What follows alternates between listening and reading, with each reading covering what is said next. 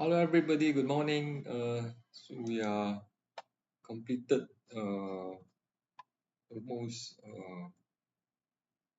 the short introduction of market risk using the value at risk. So the last part is we're going to extend the VAR analysis to the expected shortfall. Right? So expected shortfall is just a measurement that extended from the value at risk. So you need the value at risk first in order to determine the expected shortfall. Okay. So this part basically we're going to give a brief introduction about the expected shortfall. What expected?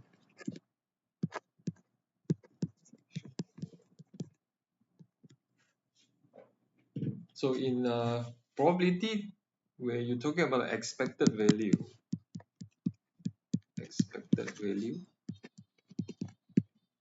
let's say for E of x, basically for a continuous case, you're talking about integration from depends on, let's say, the x times the probability of x. This is a PDF, right? And then differentiate respect x. So this is a PDF. What is a PDF? So you have an expected value x, which is an x multiplied the PDF. So integrate from, of course, there's a limit, lower bound and upper bound in both, right? So in the VAR, so first we want to do a comparison between the VAR, okay? So then we look into what is how the expected shortfall is going to be derived, okay? So first of all, we can start with, let's say, the L representing the loss. Okay, if you have a portfolio, so this is a portfolio loss random variable.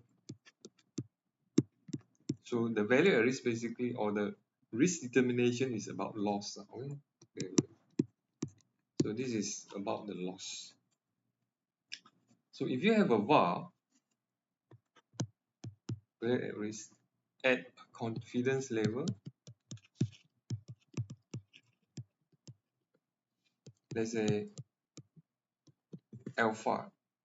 Okay, then this alpha basically is the quantile of the loss distribution or your returns distribution. Okay? So the VAR basically is defined as the probability of L less than the VAR alpha. Okay? So this probability is equivalent to alpha. If you use a diagram to illustrate this, basically you are actually referring to, so let's say we just look at the left tail, okay, for this case. This is for the long position.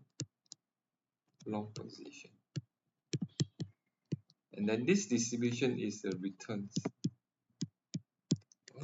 distribution. So the loss basically referring to the left tail. If this is the negative part, will be the loss part. Right? Will be the loss part. So the alpha basically will fall at this area is called alpha, and then the value of the quanta here actually referring to the alpha. So alpha basically is a quanta. Alpha is actually the alpha quanta. Okay. So you can have percentile. If you divide your return series into 100 portion, equivalent portion, then that will be percentile. Okay? So in the box plot, basically you divide it into four parts, or in a quarter you have four quarters. Okay? Then you have quanta, the first the third quarter, and in the box plot. Okay. So in this case, alpha quanta is actually the quanta of the returns, or the loss distribution, so called distribution. Okay. So now let's say we assume that this returns equation, or this loss part here, okay, portion here, is referring to symmetrical normal distribution. So we assume that the loss, or the L here, which is the returns are basically, okay? So the return is normally distributed. So under normality assumption,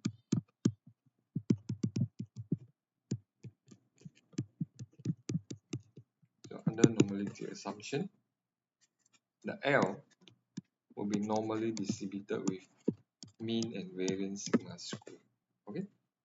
So if you want to standardize the value, so you have L minus the mu over sigma. So then you can have a Z value, okay, the normal value. So this will be var alpha minus the mu over the sigma. Okay. And this probability, which is this green color here, is equivalent to alpha. Okay. So you're going to get a standard normal CDF, cumulative distribution function. So this is a CDF definition here. Okay. So you're going to have a phi of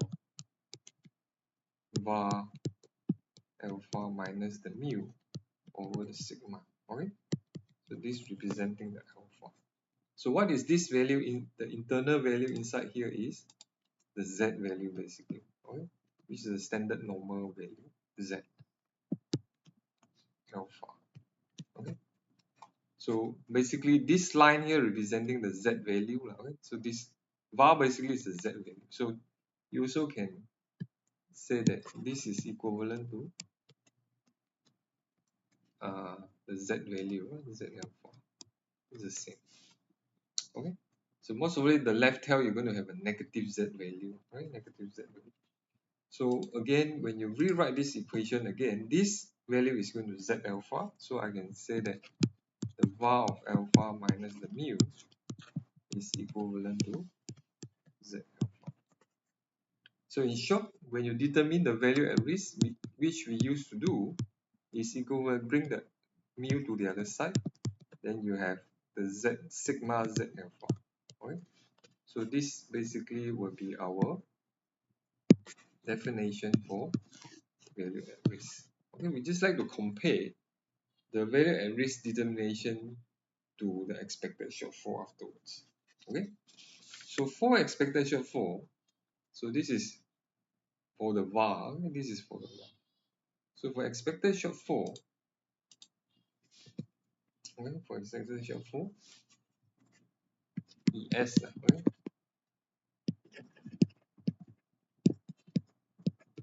how do we get this value? So let's say we just use the R, just to be, L and R basically is the same. Let's say this is for var and then R is for, is the same. Okay, so R is representing the expected or the loss value, expected return in the left tail, which is the worst alpha. Right?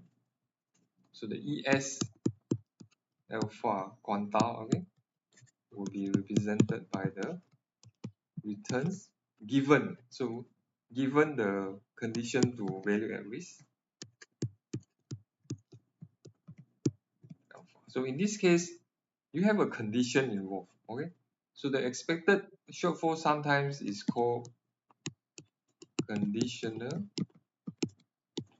var. Why? Because there's a condition of this expected shortfall values. Okay, based on the loss is actually subjected to the R less than the value at risk. Okay, in terms of diagram, you can easily figure out what is happening here. So just look at the left tail, okay? The long position involved. So you can say this is the var alpha,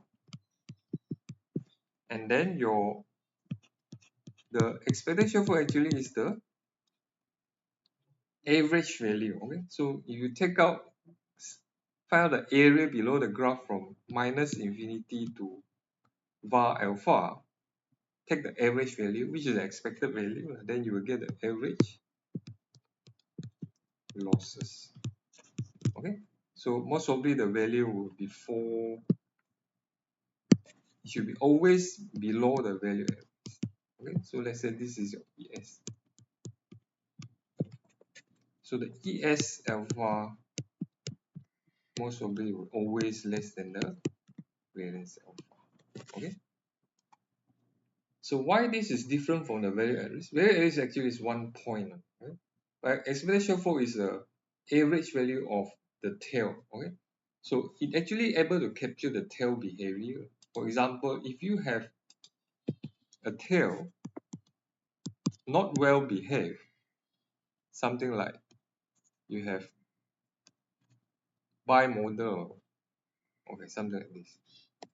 So if the var is here, then if I use the expectation fall, I would capture all the tail behavior. Okay, but value at risk is not.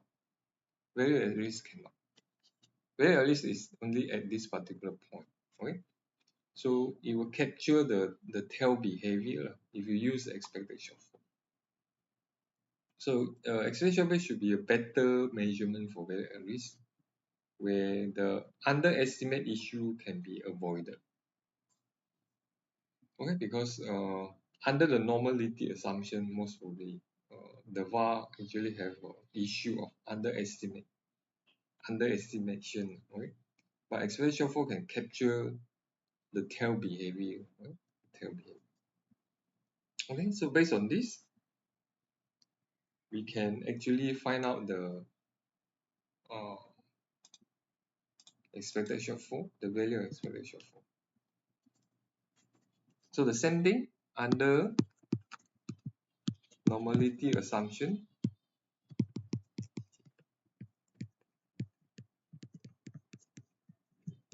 Okay, so we have the R following a normal distribution, mu and sigma squared. So this is a return series. So we can standardize it into Z value, where the R will be standardized by the series here. Then you end up to have this Z will be standardized to mean 0 and 1. Okay? So this is the result. But somehow, go back to the equation, Z given Z less than the Z alpha or var alpha. Right? So this will be equivalent to the average value of 1 over alpha. So you're going to integrate from minus infinity to var alpha. Okay, so you're going to integrate minus infinity to var alpha, which is z alpha. Right? So you have a equation for expected value x times fx. Okay, so this is the same thing, z times phi z, because this is a normal PDF, right? Normal PDF. So for this particular part, we're going to look at this particular part. What happened if you do the integration? Okay, so take out this particular part. We have first of all the phi of z, where phi of z is a standard normal distribution. So you have 1 over square root of 2 pi. So sigma is 1, so e minus z squared over. So this is a PDF standard normal distribution. Okay, then we differentiate the z phi z,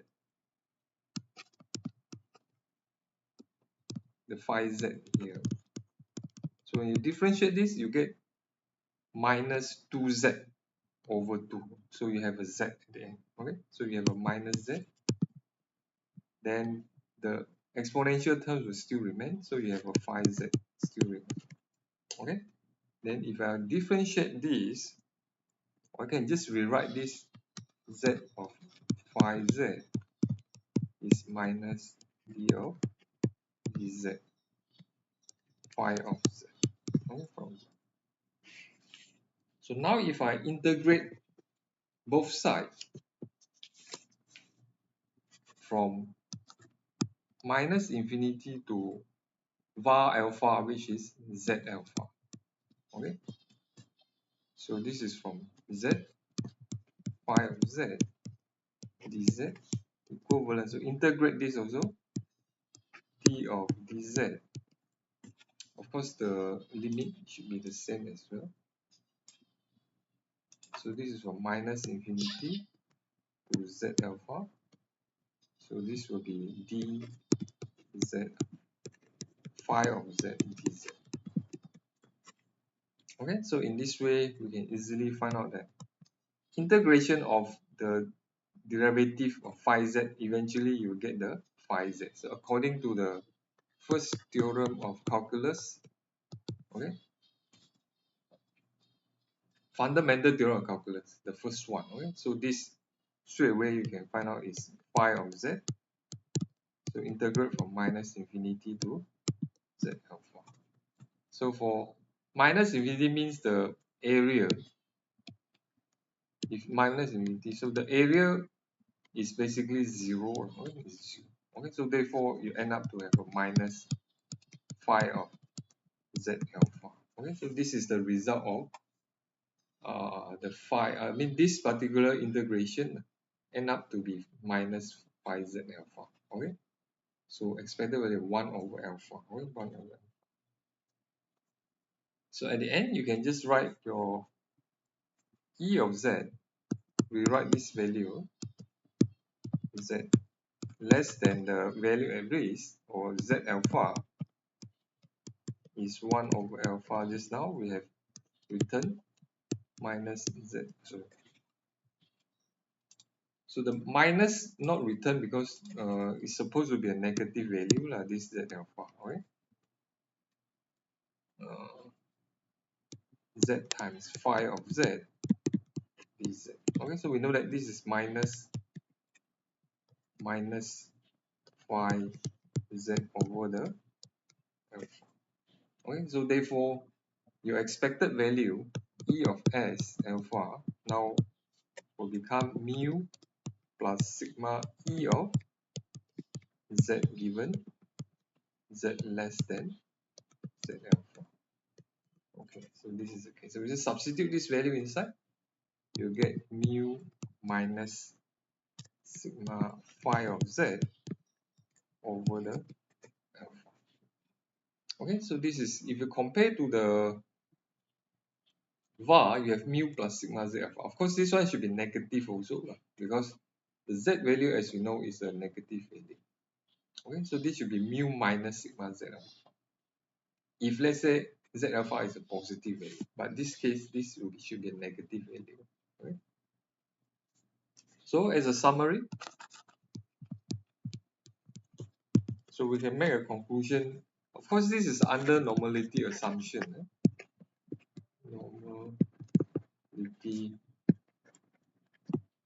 assumption. Then the var alpha, or the quanta of alpha percent here, mu.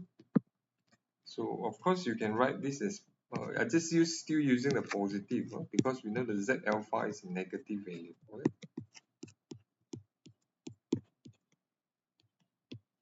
So this is for the left tail. If for right tail is 1 minus alpha, so that will be positive. So the ES alpha will be mu minus sigma phi of z over alpha. Okay? So there's a sigma phi z. So this will be the difference between the value at risk and expected shortfall. So this is using the average value, okay? Average value instead of 1 point, okay? Z value. So this is, you need to integrate the whole region, okay, from minus infinity to var alpha, which is the z alpha.